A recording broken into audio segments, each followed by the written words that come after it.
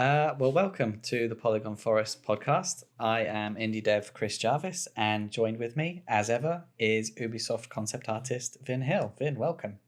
Hello. Cheers. Let's do this. So today, on episode 18, we are going to be talking about the Activision Blizzard lawsuit. EA announced the Dead Space Remake with teaser trailer. Battlefield 2042 Portal video. And we're going to be doing a deep dive into Vin's fan art, something which we're calling Final Fan-Artsy. I guess. Yeah, it's going to be a bit weird, but... So it's going to be a bit of a weird episode. For clarification, this was Chris's idea, wasn't mine. It's my idea. I had no part of this. So yeah, I wanted to talk about it, and Vin was like, just modest and like, "Oh, are you sure they're gonna like it?" And I was like, "Yeah, they'll like I wish that was. It was more like, yeah, I really don't think people will care, but let's do it anyway. That's more what it was along the lines. But we'll see. Maybe you're interested in that, and if you're watching this, then maybe. Yeah, well, leave a comment if you like looking at Vin's art. If you might have seen the Assassin's Creed Japan Rising Sun stuff that he did, and are here for more of that action. But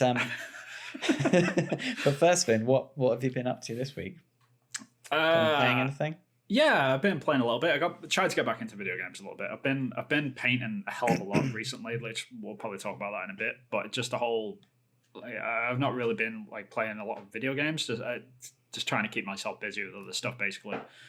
Learning a lot of Japanese. Like I'm trying to relearn all of the kanji list, which is like the Chinese characters that the Japanese people use. Like there's 2,200 of them. I'm trying to get through all those again.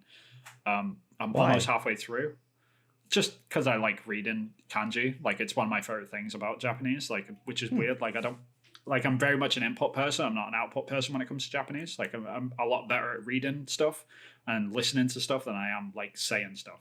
Which everyone's different, but that's the sort of stuff that interests me. Like I like reading a lot, so I'm more interested in that.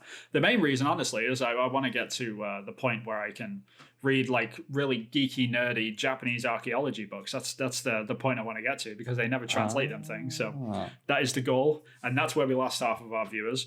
But no, I'll bring that back around. But on top of doing all of that, I actually got around to playing some video games. I finally got around to playing the Resident Evil 3 remake, which has been on my radar a long time. It finally went on sale like not too long ago.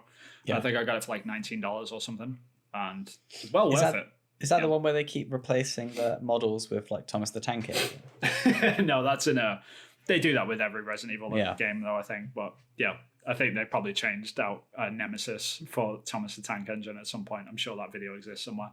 But I think Resident Evil 7 and 8, like they're constantly doing that sort of stuff. But yeah, there's always great stuff. But yeah, I'm pleasantly surprised. Like a really, really good remake. If anyone played Resident Evil 2 remake, very much more of the same. Even reuses some of the locations, which is absolutely fine in my book. I'm about halfway through, maybe.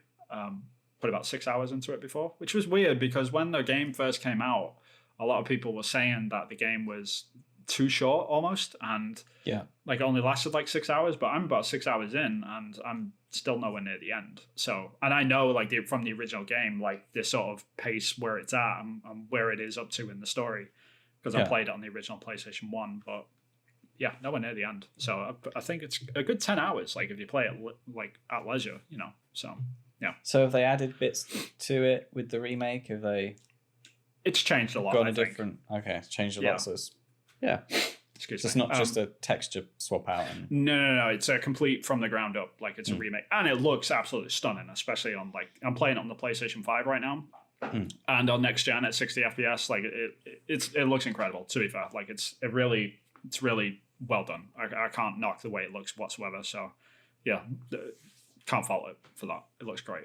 But the changes that they've made is just certain locations, like they've taken certain bits out, like the screens that you run around on Resident Evil 3 on the original, on the PS1, they're just completely different locations now, while you switch out characters in different places. And like in Resident Evil 3, you actually revisit the Raccoon Police Department, the actual police station. But in the original, you don't actually go there. You only ever go there as Jill Valentine. But in this one, like it sort of switches out a little bit. So a different character goes there instead. and you play as a different character. Like it's no spoiler alert. Like it's Resident Evil 3. Like you do switch between Jill Valentine and Carlos. I can't remember his last name, but yeah. So there are shifts and there are changes, but it's done in a way which sort of makes sense. Like it's not. Because in the original, it's very puzzle heavy. So like you have to find like 5 keys to unlock this one thing, and you have to like hunt around and try and find the keys. A lot of backtracking, and there is a lot of backtracking in this game as well. So you go into one location, and you have to go back, and then you have to go forward and then back again. So it reuses the same space a lot depending on what you're doing. But it does it in a way where it's not too egregious. It is a little bit noticeable, but it's not like you understand why. Like it's not. Yeah.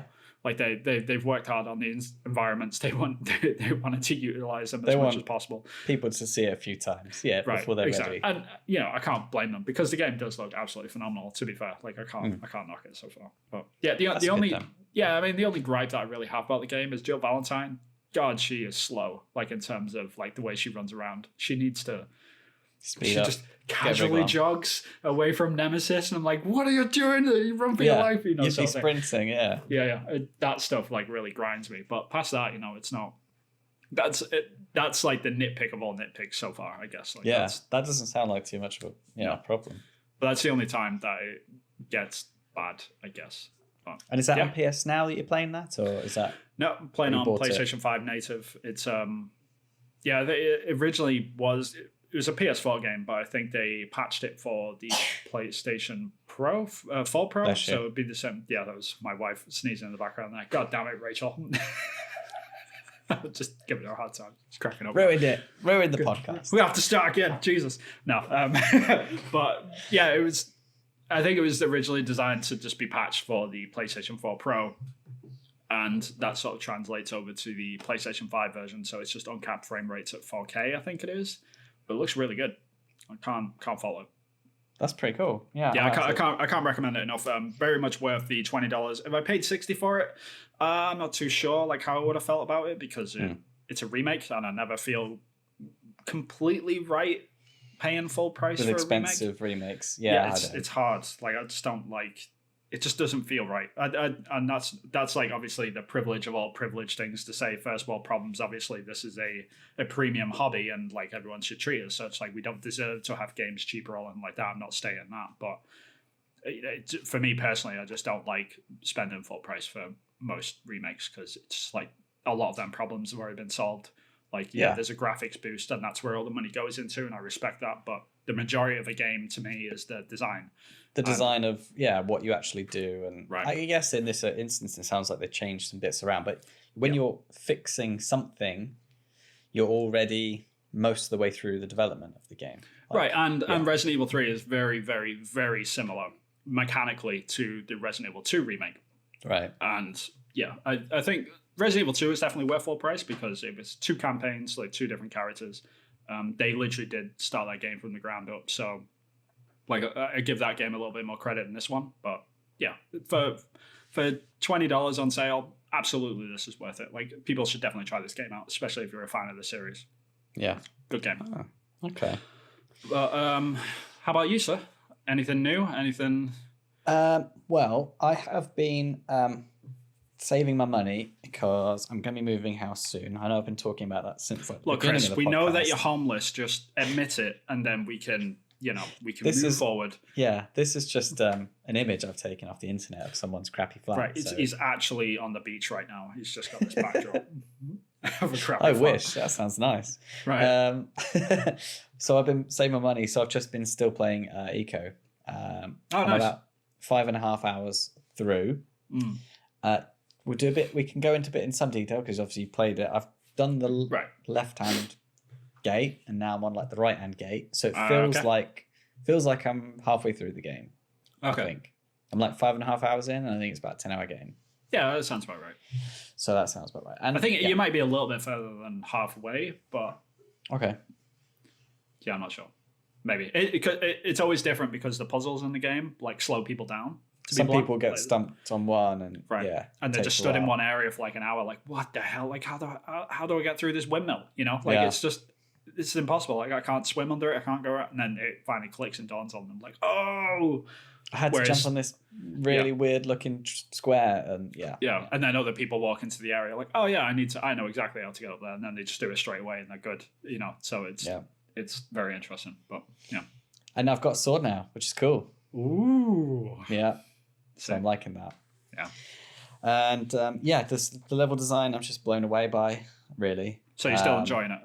Oh, yeah. Every time I play it, there's something new where I'm like, wow, for how old it is, the amount of interesting, cool, fun, thoughtful design, like the attention to detail that went into the design of this game. It's just like, oh.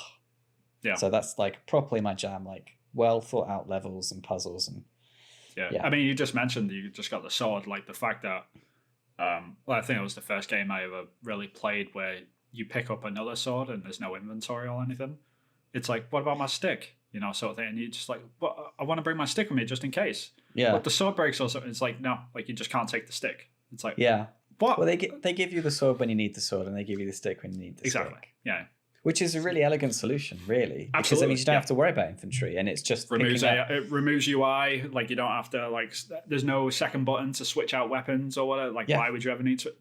Yeah, it totally makes sense, and it's just one of the things that you take for granted. But yeah. And when you think about things like Zelda or things that can have complicated, and other Japanese games, that they can have really complicated UI that is not intuitive. Yeah. And like when you could carry bombs in this game as well, and so you got a stick. So you got a stick and you can carry bombs, but you can't do two at the same time. You don't have to like be cooking anything in a big pot. It's just cause and effect, and which means that it doesn't have to have any language in it either. So there's no subtitles. Less to explain. It's like less to explain. You can't carry two things in one hand, like obviously sort of thing. It's like that does actually make sense, you know, sort of thing. So you carry what you can see is what you see is what you get basically.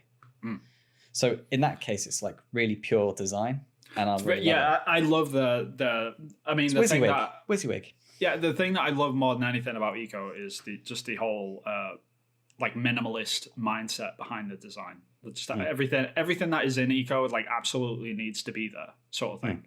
Like design wise, anyway. Obviously, like the environment has got a lot of wandering around and stuff, but like the actual core mechanics, like there's nothing really in the game that doesn't need to be there. So I love that. That's one of my favorite things about it. Yeah. So I've been really enjoying that, and I haven't had much time to do much else. I've been doing some more of my own video game, which has been really good. I've hit some. Had some inspiration hit me with a new idea for how to do like a bit of a sort of like a boss level, or bosses level or something, or just another thing that I've been thinking about this game for like a year and a half, and then to have something new that just strikes you like a bolt that you never thought of before is just really, really fun. And especially with going through the grind of doing the level design, where it's just like, how do I iterate on this idea? Iterate. It just grinds you down after a while. Yeah, absolutely. So to have that was great. And then I had an inspiration for my second game, which I told myself I wouldn't even do, but it was like woke up with the story in my mind, and I had to like write it down quick before I forgot it and go back to sleep, kind of jobby, which is what I used to get as a teenager when I was writing like lyrics for songs. Right. And then when I was at uni, I would have that for game ideas. Yeah. And that's left me since uni, really. And then it happened again with the second game.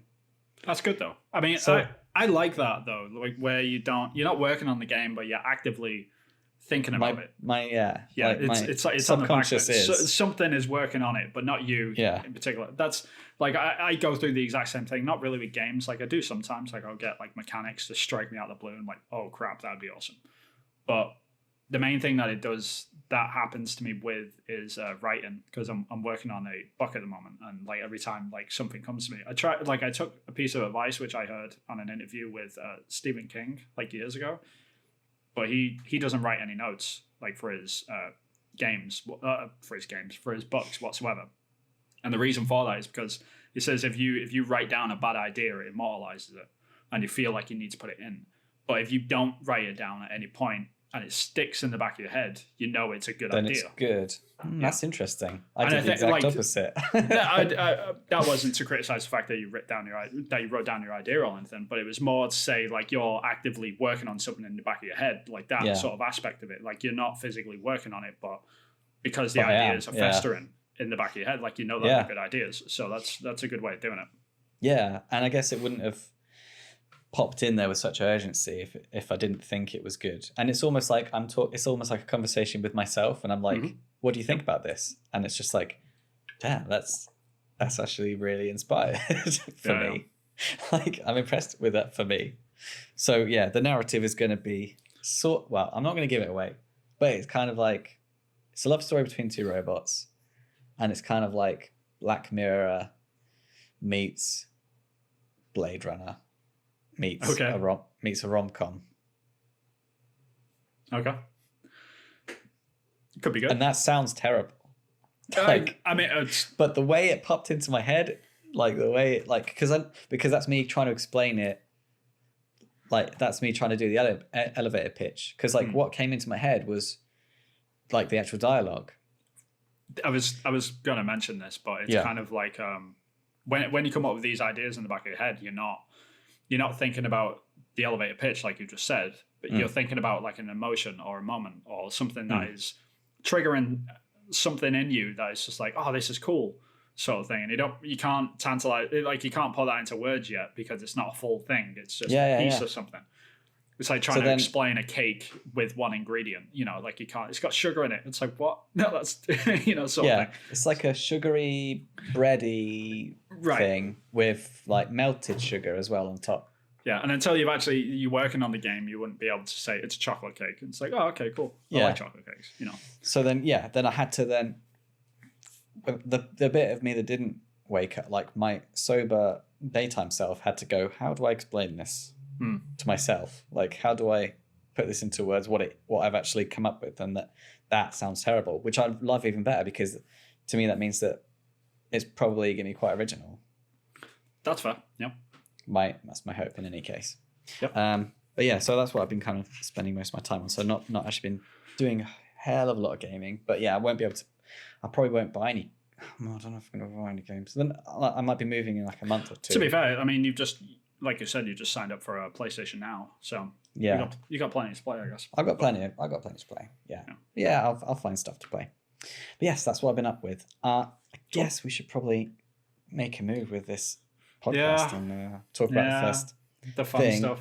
The fun stuff, yes. So this Activision Blizzard thing, I'll read the first bit of the Bloomberg report. Yeah, go for it. Activision Blizzard sued over frat boy workplace culture. Video game giant Activision Blizzard, maker of games including World of Warcraft and Diablo, fosters a frat boy culture in which female employees are subject to constant sexual harassment, unequal pay, and retaliation, according to a lawsuit filed by the California Department of Fair Employment and Housing. A 2-year investigation by the state agency found that company discriminated against female employees in terms and conditions of employment, including compensation, assignment, promotion, and termination. Company leadership consistently failed to take steps to prevent discrimination, harassment, and retaliation, the agency said. And it goes on and it explains some examples and lots of... It's pretty graphic, yeah. Yeah.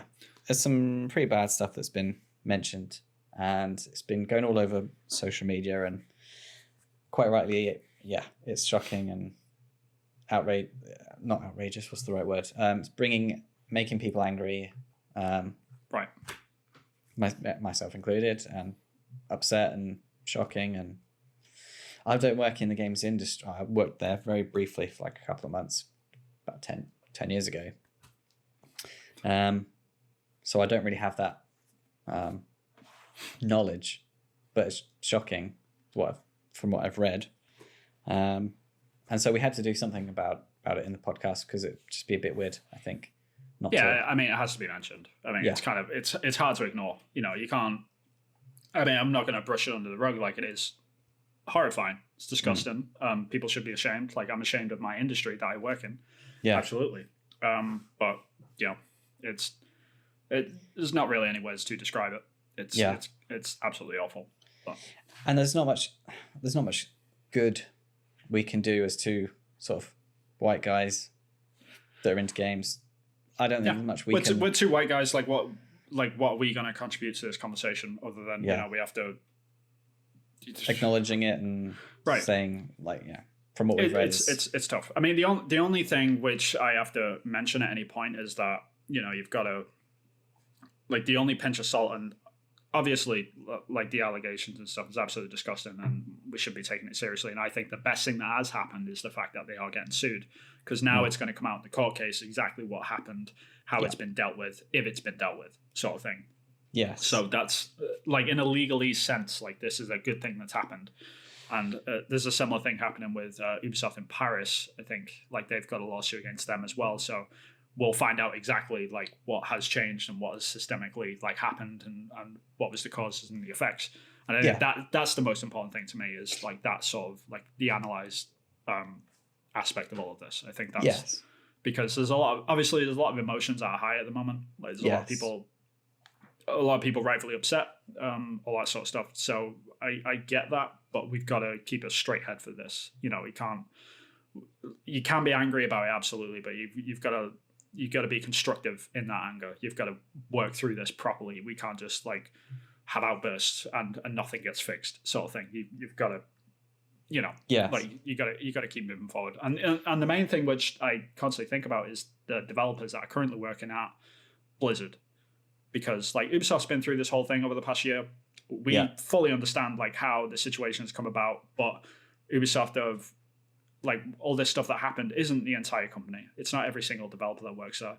So now, you've really got to have a little bit of sympathy for the developers that are still at Blizzard. You've just, because this, it's hard to talk about because obviously people are gonna look at this I'm defending Blizzard in some way. I'm absolutely not. No, of course. In any shape or form. That is the big preface to this. Yeah, the innocent people that are trying to do good work. Right. So women included, and exactly minorities. Obviously, this includes women as well. But the thing that I keep coming back to, and what I've noticed, I know people at Blizzard. I know a couple of people that work there. Yeah. And someone that I know on Facebook as well also works at Blizzard. But I've seen now a few times, not only at Blizzard but at Ubisoft, people removing the fact that they work at these companies or they work in the games industry altogether from their social media bios. And the reason for that is because they're literally getting harassment from the gaming community, which is sort of a juxtaposition, super ironic and stupid and just should not be happening. Yeah. So this whole lawsuit that's happened with Blizzard, great that it's going to court. It's a good movement, but this investigation that happened with Blizzard happened 2 years ago. So I'm curious to see how much has changed in that 2 years. It's taken 2 years. It says, isn't it? It's a 2-year investigation. So the investigation's been going on for 2 years. So it's interesting to see, in the court case about if anything did change over the course of that 2 years. Right, and that's what I'm looking for more than anything. Because there's developers at Blizzard right now that are just kicking ass, trying to make a great game or whatever they're working on. All this stuff's behind them. All right, we fixed all this a year ago. No, that's not to dismiss what happened. They should absolutely still be sued for what happened. Yeah, but investigate it. And... if it's changed, we need to divert our anger to the right people in the right place rather than just being angry at Blizzard writ large, because that's a dangerous road to go down, because there are innocent people in this, women and men, that are just working at Blizzard that had no idea, weren't involved in any of this, we need to give them a fair cut, because we can't just burn this whole thing to the ground as some people are calling for. That's not the right way forward. So I think the court case is the best way to sort of go around this. Absolutely. Yeah, the evidence should be driving the actions that happen off the back of this court case for sure. And the court case is unfortunately the best thing that can come out of this article. Well, the article is off the back of the court case, so interesting thing I saw online was the amount of women that said, because of not Blizzard, not specifically Activision Blizzard, but women that are in the games industry or left the games industry or still in the gaming industry, but specifically and only work on a contract basis because of the experiences they've had, and it's like it's shaped their career, and that they don't want to be part of the team for a long period of time. And that to me was just it's heartbreaking. Like, I was heartbreaking. I've never even like considered. I mean, I knew things like this happened. Didn't like the amount of information is shocking. Like how often it is shocking, and the fact that there's lots of people on Twitter that are saying, yeah, I'm doing this because of this, and it's like shaping the landscape of the industry. Because it's, you know, it would be interesting to look at the figures, like how many women are sort of freelancers in comparison to men. I don't know the figures, but it's looking like there's a big portion of women that don't want to be part of the studio culture. In-house. They prefer to be remote because they don't have to put up with this crap. And it's understandable. It's heartbreaking. It's terrible. Like that shouldn't be a thing. And at the same time, like I've mentioned to you before, like the majority of my art directors in-house have been women for like all of my career. So it's and not to say like this isn't completely flat across the board. Like there's never anything that's total absolutes with this. It's always so there is always like I always have to give these caveats because like it's not black and white in the games industry. It never has been. Never will be. It will, even when we fix all of this, there will still be issues. But all we can do is keep moving forward and try and fix as much as we can, sort of thing. So I mean, it's horrible. Obviously, we want to get to the point where if women want to join the industry, that they should be welcomed. And it's just a horrible sort of situation. Like it's kind of difficult to like get your head around. But there are. I always have to like give caveats because I've been on the other side of Ubisoft obviously for the past year, while all of stuff's been happening in our studio, obviously. So it's kind of, you know, like, and you've got your unique experience and insight and things, and and sometimes it's best not to say things. So it's understandable that these people have been taking off the fact they work for Activision Blizzard. Yeah, I mean, it's just don't harass developers. Like at the end of the day, like if you're angry and outraged about Blizzard, the reason why you're angry and outraged is because you're trying to defend the developers. Like you care about the developers. You care about the people that are getting all this that are getting screwed over. All this stuff's happening. Like you're angry for them. You're not angry for yourself. You're angry for them. That is a just cause. Like you absolutely should be. However, like if you then, like obviously not talking about every gamer out there, most people are decent human beings, but if you are then going to attack said people because they work at these studios, then you're no better than harassers, if I'm being blunt about it. So don't do it. Like there's nothing to be gained out of it. And at the end of the day, we all just want to make cool games and with cool people. And that's it. That's the blunt end of it. So just be supportive to the people that are still there and, you know, try and understand and look at this with a steady head so we can actually fix this and move forward properly. Yeah, it's difficult. It's difficult, especially with a platform like Twitter that things can get shared. And I've dabbled and then resisted, and it's hard. Like we discussed this, like the circular firing squad it's kind of hard to work with a lot of the time because you're constantly like all these people are in agreement. Like I mentioned this in the pre-show. Yeah, all these people emotions are high. Yeah, emotions are high. Everyone's angry. I get it, but we're basically fighting amongst ourselves. Like we're like preaching to the choir, and then you're having fights with the choir. Like that was the sort of way I described it. And it's very much the case. Like people that are in agreement are all fighting each other right now, and then the people that don't agree with them are just staying quiet. And it's no one that's guilty is going to be on social media with a with an opinion. With an opinion on things, are they? No, they're going to be keeping out of it. So so it's so my only caveat to all of this is just to keep a steady head. Like, be excellent to each other, like Bill and Ted say. Indeed. We all just need to be excellent to each other, and saying that, I will be watching the court case. I'll be seeing what actually does come out in the evidence and stuff, because at the end of the day, like the prosecution right now, like the things that they put forward is coming from one side of the investigation, which is like obviously that's what they're going to put in the court filing. So I'll be interested to see what actually comes out in the trial and see like what the evidence is and all that sort of stuff. Not to dismiss anything yet, obviously. Like we've got to do this properly, is what I'm saying. Yeah. You know, like we can't mess around with this. And to be kind of a bit journalistic, Activision Blizzard have gone on the record to say they've dismissed some of the claims that have been said in the article, and they've been critical of the article and the evidence given. to the the California to state. the California Department of Fair Employment and Housing. So Right. that's what their stance is at the moment. So yeah, it'll be interesting to see what happens. To not to dismiss anything, but they wouldn't have just come out and said certain things if they weren't completely false, because that'll put them in legal jeopardy as well. So it'll be like someone isn't. I don't know. It's tough, man. It's so hard to discuss this because there's not, like, obviously, like, I'm not defending anything that's happened, but like at the same time, we need to find out actually what completely happened in all of its, like, it needs to come to light. This is why court cases are important. Like, we're not doing this by court case on social media.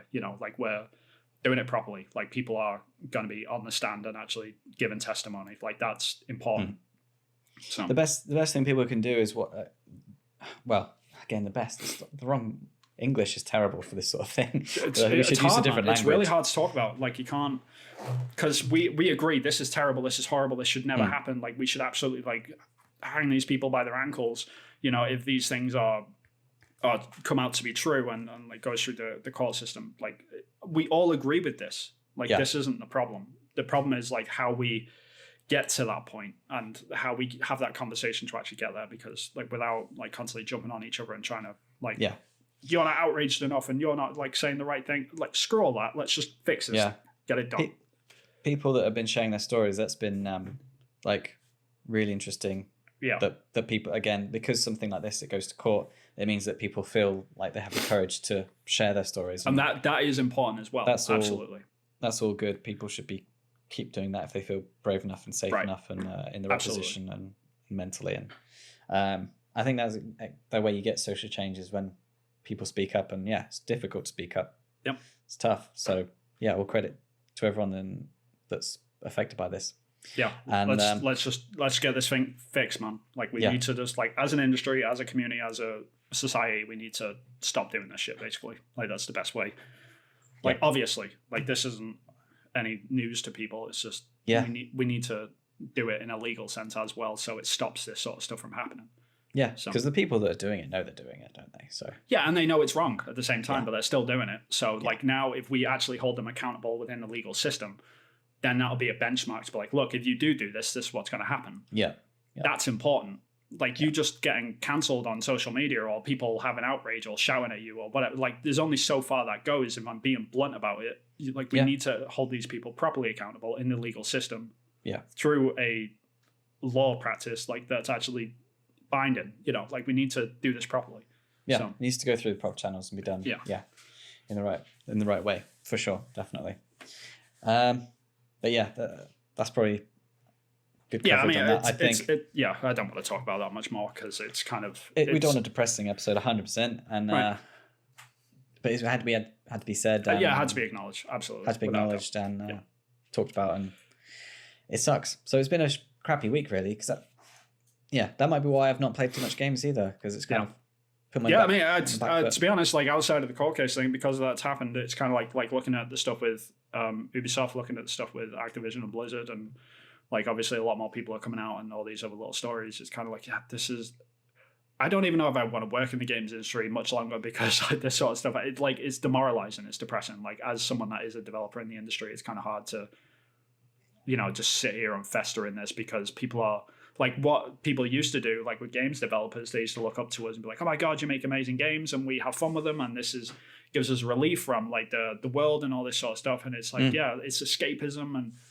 like, it's great that developers do this. And now it's turned into this whole thing like, oh, you're a white guy that works in the games industry, you must be one of the bad people almost now. And it's kind of like this is, and it's hard that we've gotten to that point, and rightfully so. I'm not saying that isn't unwarranted. It's just, it's hard to like sit in that, There's unfortunately so much that people can point to and go, look at that can't be right. And I can't blame them. I absolutely cannot blame them whatsoever. It's just, and I've got to face that reality of just like, I do the best I can. I give people respect at work. I've never witnessed anything that's been inappropriate in any way. I've got bosses that are women and stuff like this, and all of this sort of stuff happens around me. And it's like, even though I'm at Ubisoft in a company where we've had these allegations, this stuff's happening all over the industry. It's like, okay, how blind am I to this? You know, am I a part of the problem? You know, like this sort of stuff. Like, how often is it happening? Is it happening behind closed doors? Is it happening in front of me? Am I blind to it? And at the end of the day, I'm just constantly worrying about it. And I should be, obviously. Like, I should be reflecting on this and worrying about it. But it's just digesting it and asking questions. Yeah, like I've been asking getting to that point now. like is it worth it anymore? You know, like that's. And when I'm getting to that point, it's tough, man. It's definitely made me think. Wow, I'm glad I'm not in that sort of environment where that sort of stuff goes on. Yeah. And then I think, wait, I mean, I work in like the veterinary industry where it's I mean, it's a big because it's veterinary industry. Lots and lots of women work there, so of course it's probably a more unusual mix of men and women actually, because it's veterinary industry, lots of women. Right. But that made me myself think, oh, I'm glad I'm not in that industry. And then you think, well, what if that is going on and I don't know about it? Right. It's like.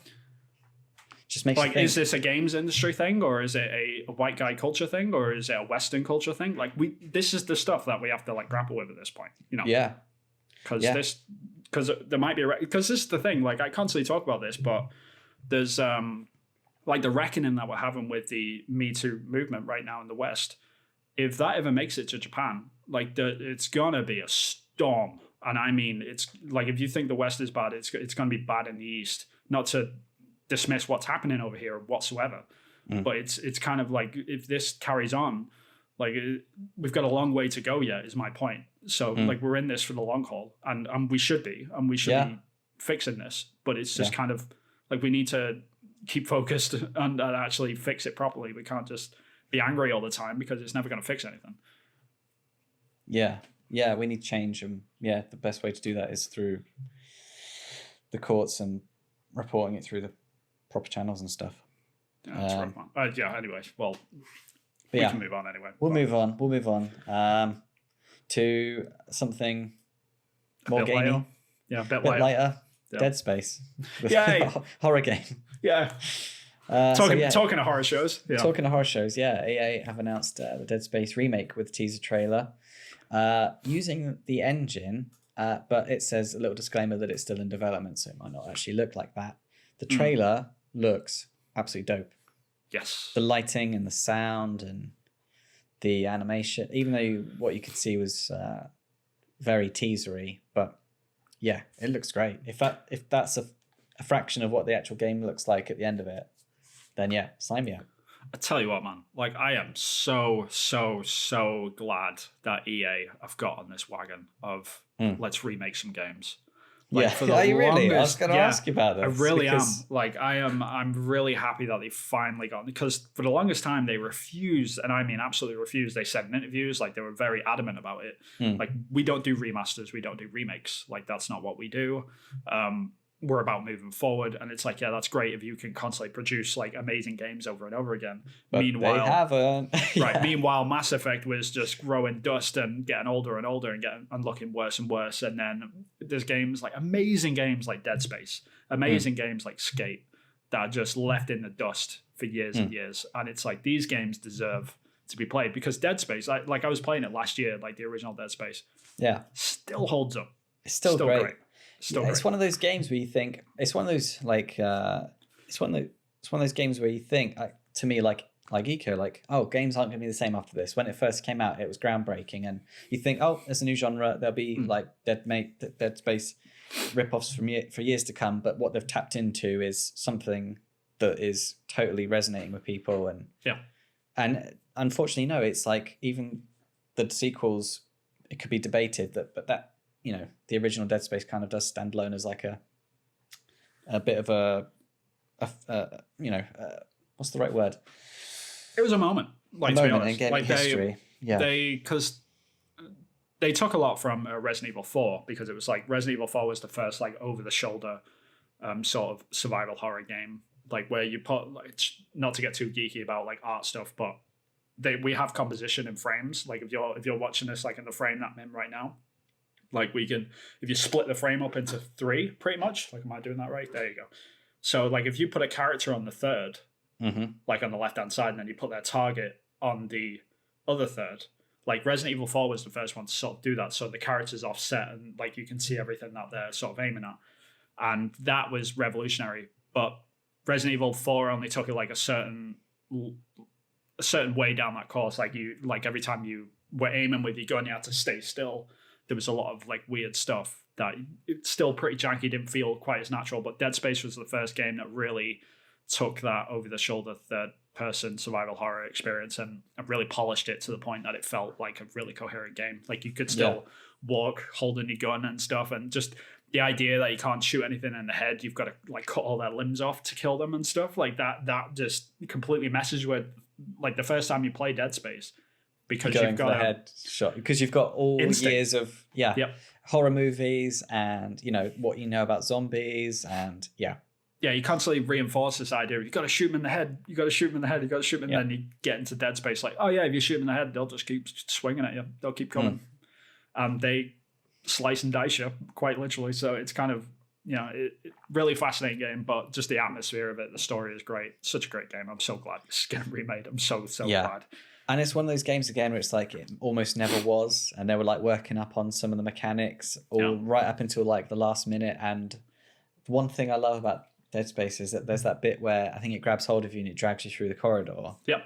That was like broken right up until like the last minute, because it was something to do with the way the character camera thing. It was just basically broken, and they had to like basically get some super glue and duct tape and welcome to games development. That's and it barely held together, but they got it through the door. And there's always this like ongoing joke whenever we finish a build or something for a game.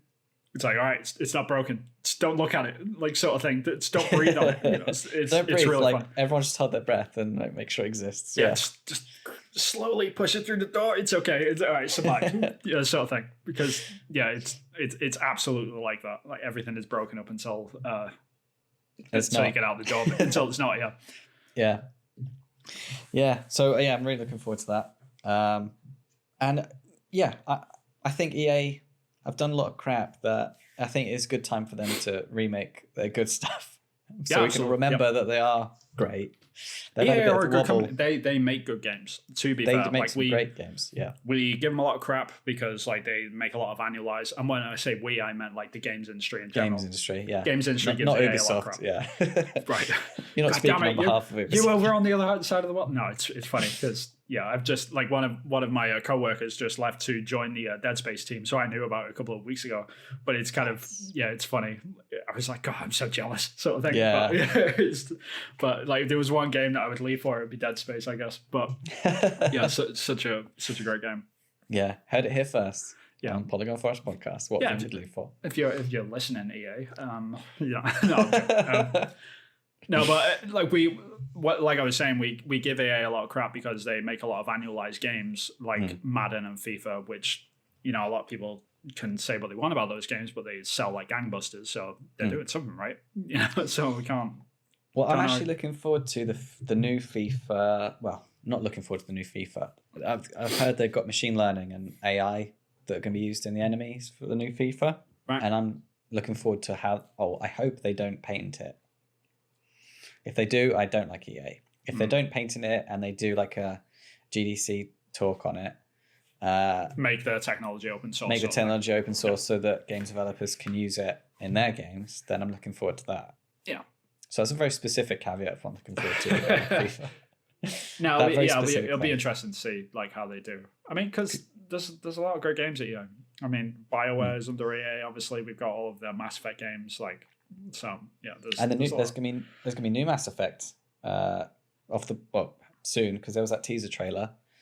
So they're working on something. So there's going to be a new Mass Effect of something soon. Yeah, I mean, normally what they do is if they've got a remaster team working on something, they'll use that as like a training mechanism for the next new one. Sort of thing. Yeah. So they did the same thing with the with Halo team, which is the 343 Studios. Did the exact same thing. They made them do all the remakes of Halo 1 and 2, I think it was. And then they made Halo 5. And they were ready. Like, they hit the ground running at that point. If they'd just been given Halo 5, like, all right, go, they would have been like, they might not have been able to do a good game. And Halo 5 ended up, Halo 4, sorry, I'm talking about, not Halo 5.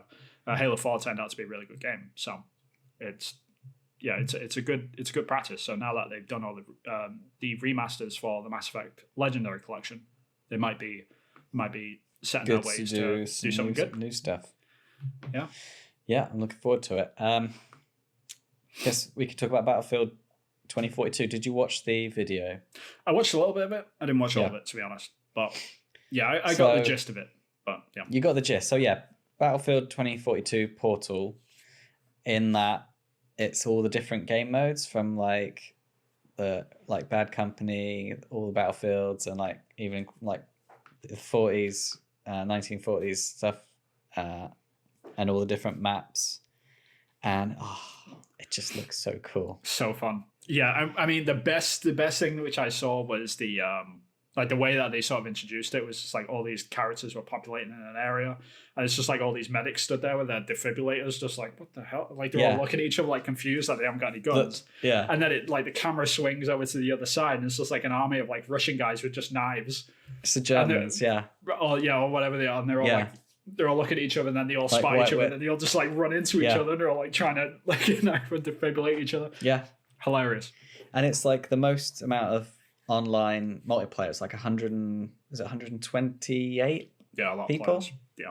Which that's so cool because when there's loads of people on a map, that's when it's most fun. Yeah, and so we can be visiting some of these old maps from Battlefield days and having lots and lots of people. They've redone some of the maps, added some new areas to accommodate that amount of people on all the maps. Mm-hmm. And you can have like jets and 40s, single prop airplanes with people with wingsuits around a tornado. It's just great. I mean, this is the best way to do it, in my opinion. Like they have the sort of semi-serious like Battlefield setting for their main game. And then you've got this game mode that's just like, all right, this is where the wacky stuff happens. Yeah. Where it's just like guys with knives and defibrillators like running at each other in full charge motion. So it's like, all right, that's cool. Like that they segregated this out and did it properly instead of just doing something completely silly. Like this was the good way of doing it. Well, people have the option. They can customize the multiplayer battles, so they can choose what era of map they want to play on. They can choose like what era of enemies people can play as, even down to like you can have defibrillators versus knives, like as a game. Hilarious, absolutely hilarious. Yeah, it's genius because that would be so much fun, and it's so unrealistic. I mean that's the thing. Like because once you accept that and put it in its own space, you can do absolutely anything. You can explore, and that's what people do en masse. But like there'll be some people that are coming up with some amazing games just off the back of the amount of options available. Yeah. I mean, it's kind of like when people used to do custom maps on Halo, like harken back into like 10, 15 years ago, like custom maps on Halo, like shotty snipers only sort of thing, or snipers only. Like people were already doing this back then.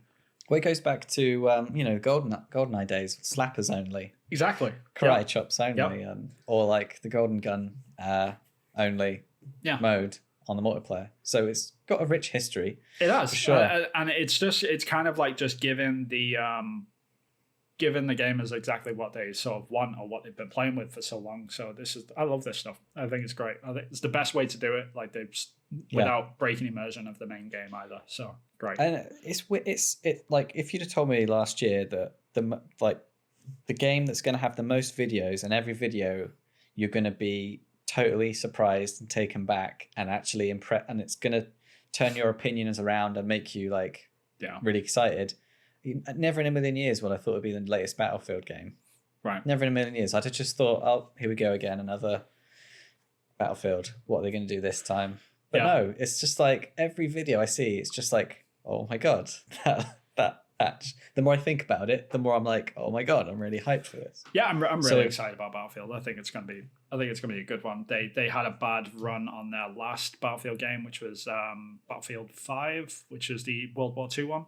Yeah. So I think they've learned from their mistakes. At least I hope they have, and it should be good. Like I can't see why it wouldn't be. They've got all the potential to do good with this thing. So and because you got the back catalogue, it's something for everyone. So all the people that have liked one specific thing, so either futuristic or World War II or whatever, there's something for everyone, which is great. So So yeah, really excited for that. Yeah. So I guess we can now talk about Vin's art. Oh God. So Vin done a good art. Vin done a good art. Yeah, Vin done good art. Are you gonna change the scene? And you have to tell me when you've changed the scene. Yeah, I can change it now. And I want to talk to Vin about the art. Okay. Because I really like the art. And it has resonated with people. You posted it on, was it a subreddit? Yeah, I posted it on the Fan-Artsy subreddit. Final Fantasy subreddit. And then what was the, go on, tell me the impressive figures. You know, what did you say? Was it in a day you had how many likes? Well, I finished it yesterday and I posted it up and it got a couple of likes on it. I was like, oh, okay, cool, people like it. So I left it, didn't think about it. Then I turned on my computer this morning and I went and checked it. It's at like 650 or something. So 650 likes on a subreddit within like a day. Yeah, it's pretty good. That's pretty good. I've actually brought it up on my phone so I can see it. So the thing I really love about this image is it does exactly what a great piece of art does, not just like fan art, not just like concept art. For me, it takes you on a journey. So you're initially looking at the characters. But you've never even played Fan-Artsy before. Like, no, that's why I really love it. Yeah. Because I had to, we can get onto my tweet. So yeah, I was like, oh, well, those are cool looking fantasy characters. Didn't think anything of it. Right. And then your eye goes to, oh my God, that village looks amazing. Look at how the clouds are rolling off down the mountain. That looks freaking awesome. The lighting is dancing off of the landscape and the houses. And then it's like, oh my God, they're actually inside the forest. They've just stepped out of the forest into like a clearing. And then you go, oh my God, look at all this rich, dark, subtle greenery and then you're looking at the actual full picture and you're looking at the rocks and the trees and the grass and the moss and the steps and then how the light's coming through those trees. And it's just like, damn, that's a good picture, because I spent like the first few moments not even realizing how rich and detailed the foreground was.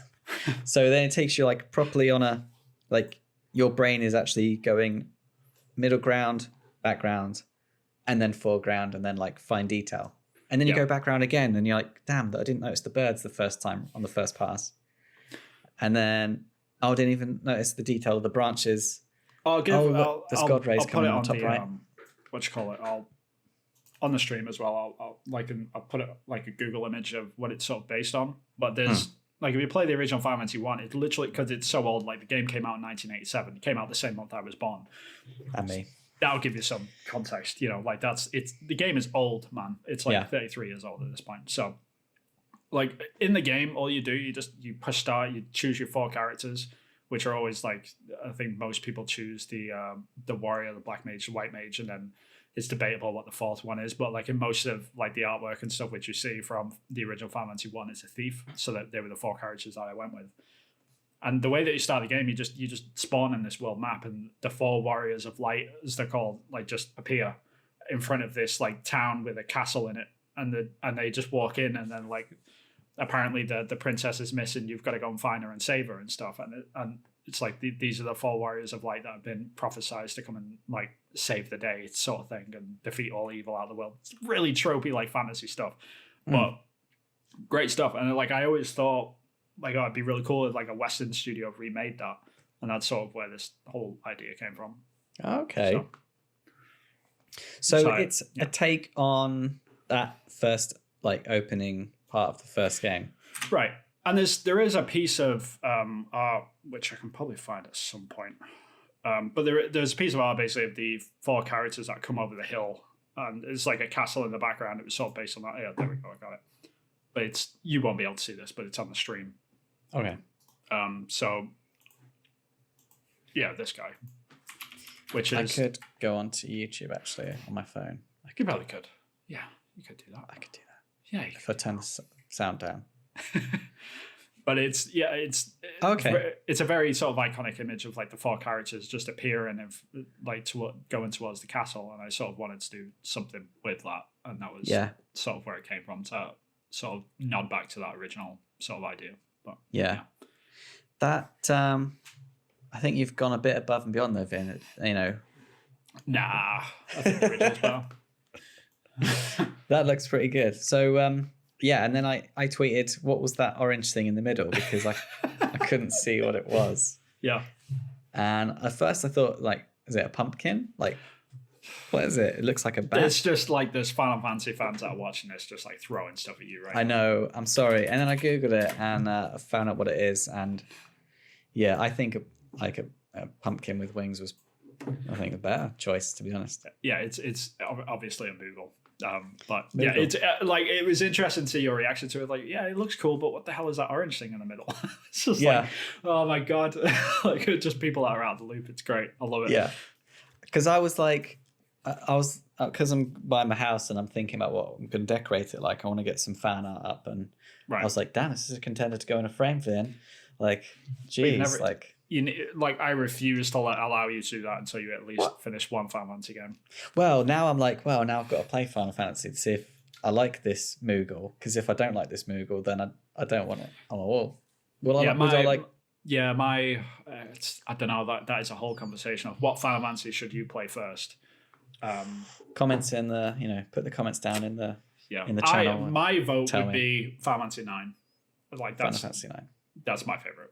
And it's very much it's kind of in this style as well of everything's fun and happy and playful. And if you've got a decent PC as well, you can download a mod for it with the Memoria mod or something. I can't remember what it's called. Like, you look it up, but they've basically got upscaled AI to work on all the backgrounds, so it looks like a proper HD remaster. So if you can get the Steam version, that would be the way to play that one. But, I'd play your version. This fan art you've done is freaking awesome. I had fun doing it. I mean, because I'm a huge Final Fantasy nerd as well, so it was really nice, like putting like the mage hat on the dude and stuff. Like, that was I love that stuff. It's very iconic as well, so there's a lot you can play with. And to me, a lot of it's all timeless apart from the pumpkin cat. Right. So pumpkin. That hurts. The Moogle. Oh, that hurts. Oh. The pumpkin cat bat. So let's talk about your process. So you were like, I want to do some fan art. I want to do Final Fantasy fan art. Or were you like, I've got this great idea for a great composition? Or were you like, I want to do the Final Fantasy starting image and then reimagine it? How did the image start to take shape, and how did it sort of, before it was on paper in your mind, what was the process? What made you start? The only thing that I really had in my head was the 4 characters.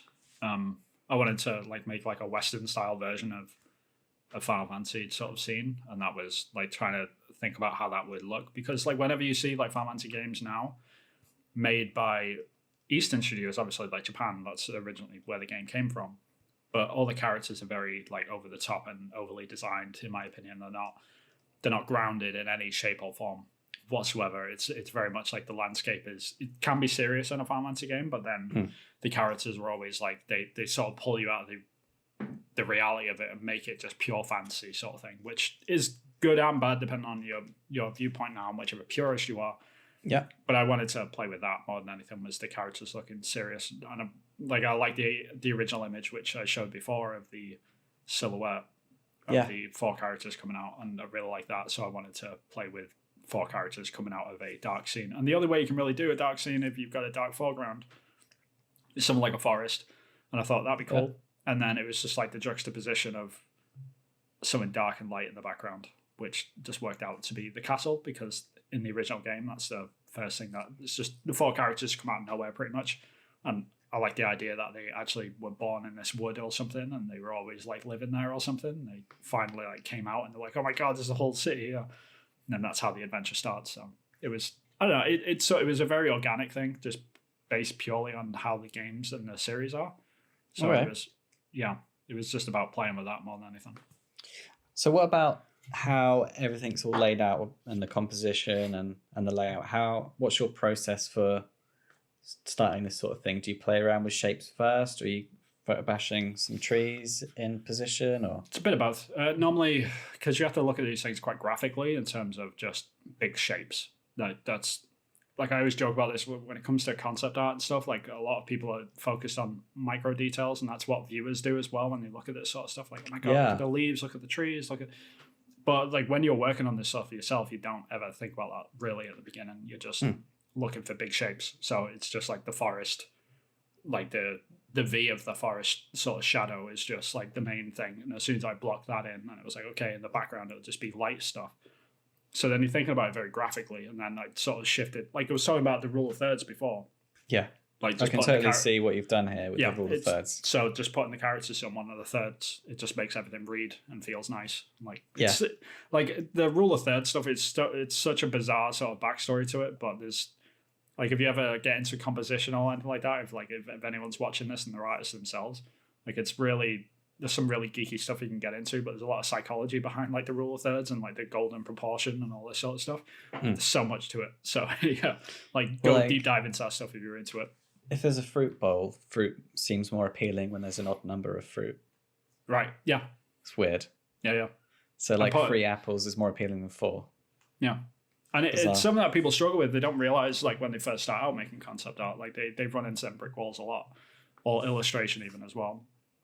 And they don't realize like I'm gonna think outside of the box, screw rule of thirds, and then as soon as they start doing that, everything just looks a little bit off, and they can't quite get their head around it or why it looks off. So it's there are rules for a reason. That's all I can say.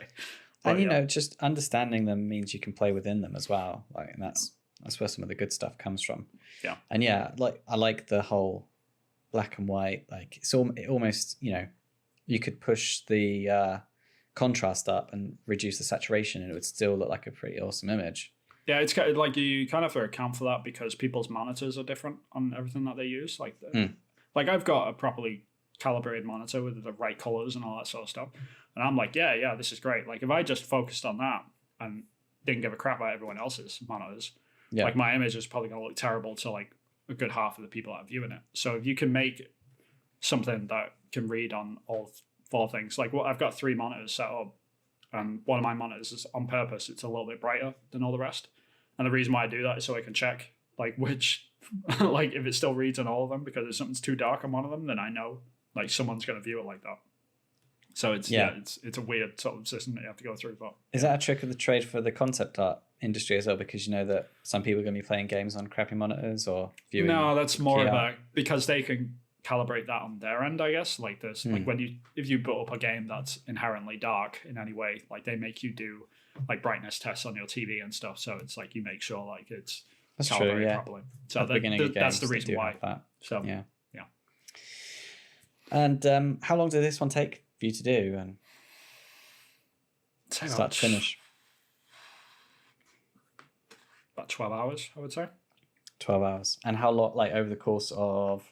It's about 3 days altogether, I think it was. What? Oh my God. Yeah, I mean, when I'm in painting mode, I just go, I just run. Like I'm not one of these people that can paint for an hour and then like leave something and paint another hour and then leave something and paint another hour, like for like 12 days in a row. Like, it's like 3 big chunks. Yeah, I can't do it. Like, because when I get into a paint, I just get into a rhythm and time just goes. And podcasts are just going, and that's it. That's my life, pretty much. And so you say that you learn something from each piece. What did you learn from this piece? A lot about shadow, actually. Like trying to figure out like how to make stuff read even when it's in the dark. Like, I know it sounds silly. Well, the night, you can tell the night with the shadows coming up from the cape and the shadow on the rock is where the direction of the light is hitting on the villages as well. So that's all matching up. So that's good. Yeah. And the fact that it kind of feels like it's almost ambient occlusion around the cape and the feet, like where the shadows are creeping in from the forest. Yeah. I mean, you can stylize everything. Like one of the things that a lot of people make mistakes on is that they constantly try and make things look too realistic. Like you do have to take some liberties.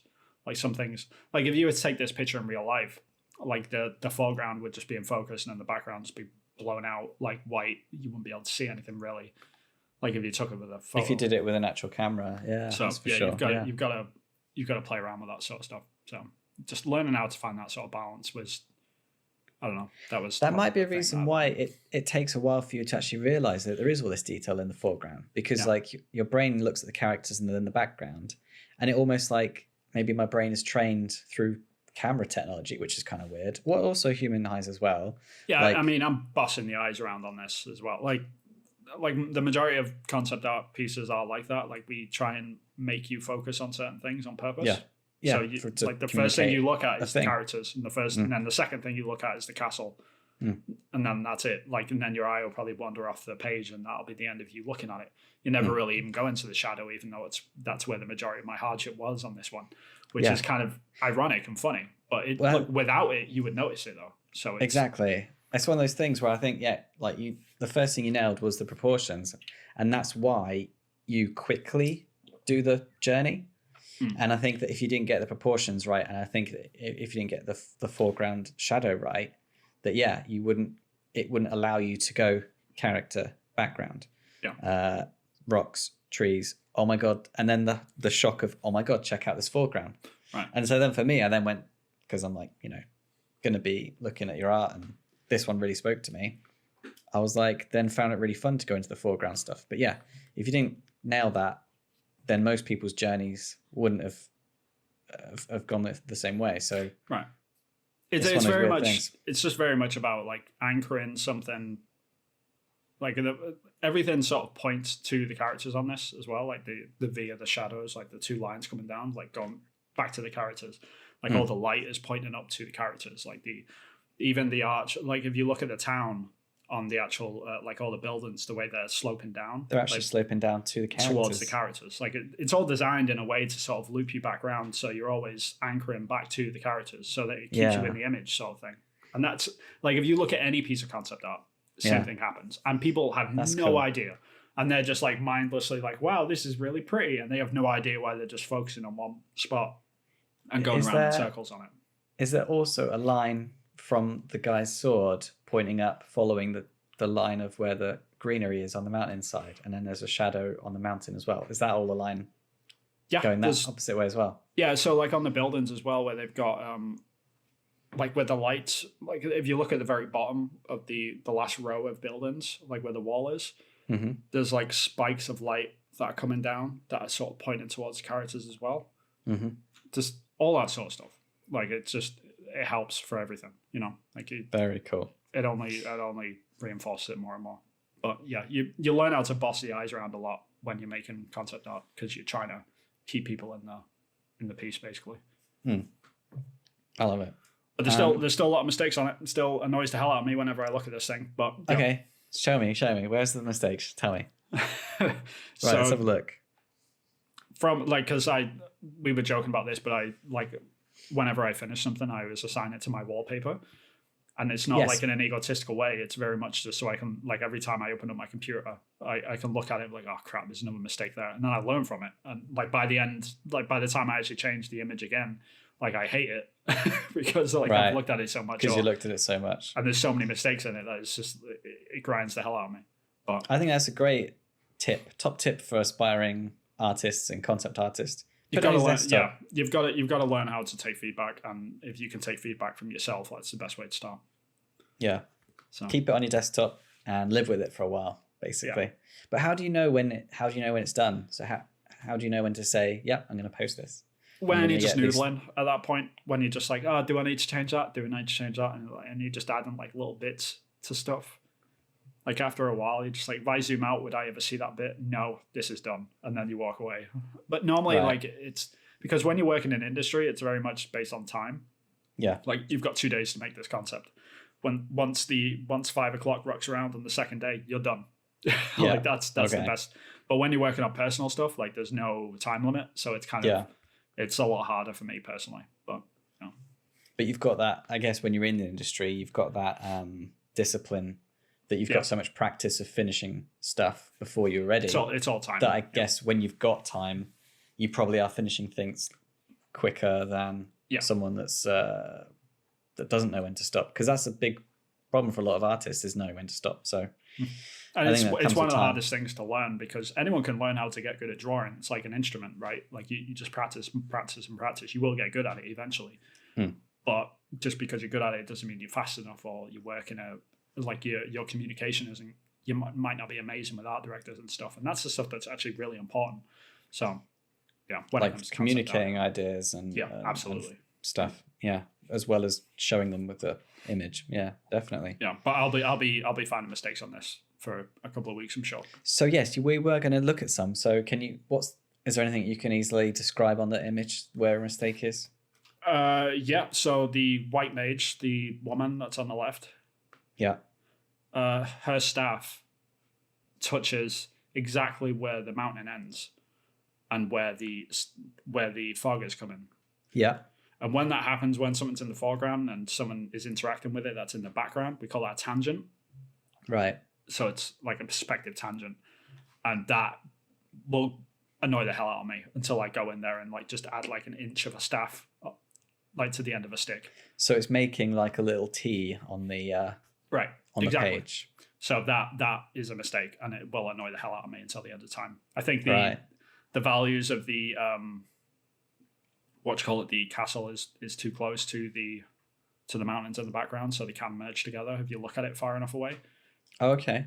Yeah, that'll That's annoy one me. of the things I liked about it, because it's almost like it takes a while for you to, like, as if I'm actually stepping out from the undergrowth into the light. It takes a while for your eye to adjust and focus on what I'm actually looking at, which to me it just was needs really, it doesn't need a interesting. lot. It just needs like a tiny bit of like Right. I think if the town was like a tiny bit darker, just a tiny bit, or the background was a little bit lighter, I think it would read a little bit better.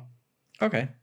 I mean, do you go into detail about thinking about where the rocks came from for this? Is it in the local vicinity where the building's made out of the hillside?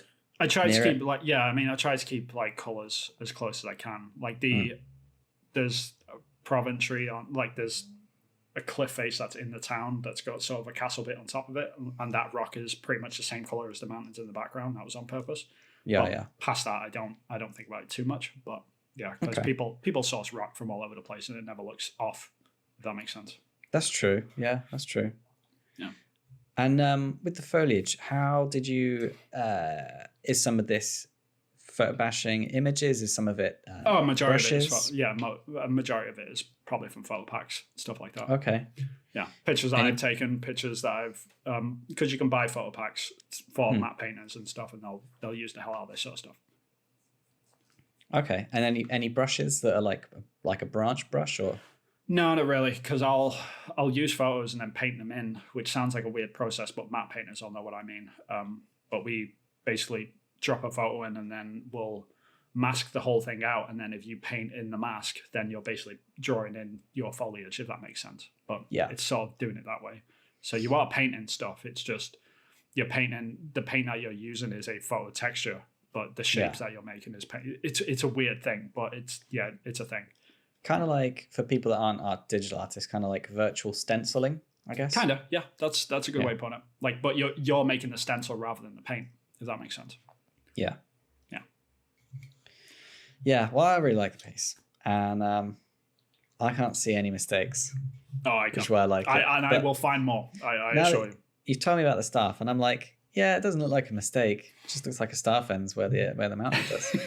Yeah, I mean, it's that sort of thing that'll bug me though, and like other artists would see it as well. Okay. So I'm more trying to like, I'd prefer to impress another artist than I would like getting 10,000 likes on something on social media. Like it's very much about trying to perfect my skill, and that's a part of the process. But I'm sure like the 300 odd likes, that doesn't hurt, does it? No, it doesn't. Within 24 hours. Yeah, but I mean, it's good to have a pat on the back. And is this one of the reasons why you do it? Because you can do a piece of fan art that's away from your work, because a lot of your stuff is under non-disclosure agreements, and you can't talk about your work. So as part of it, I struggle with this like quite a lot, because fan art is a lot of fun to do. It gets a lot of attention, but it will not get you work ever. That's the thing. So it's kind of this weird thing that I have to constantly tackle with. Like, yeah, I'm going to enjoy making this. People are going to appreciate looking at it, but it's not going to help my career. So I'm every time I do a piece of fan art, it's like I feel like I've wasted time, because I could have been working on something that could be going into a portfolio for. Right. Exactly. Yeah. So you're saying that people that recruiters prefer to look at concept art for things that don't exist, or in the vein of. I guess it depends. Like if I was applying to Square Enix, this would be great. But Yeah. if I wasn't applying to Square Enix, then it's just It wouldn't useless. be great. Right. Yeah. So it's that sort of, that's the mindset you got to go in with, really. If you're making fan art, then make sure you're doing fan art for a company that you actually want to work for. Yeah. Otherwise, it's kind of like you're showing other companies like, hey, I'm applying to you, but I actually like this other place. That's basically what you're saying to them, right? And they're kind of like, are we a second choice? Like, oh, we don't know if you want this person because of that. Like the Ubisoft, you kind of got your break into the industry by doing the Assassin's Creed Japan like fan art. Yeah. And then that got picked up by Kotaku, and then that's what led you to get a job at Ubisoft, at Ubisoft in Japan.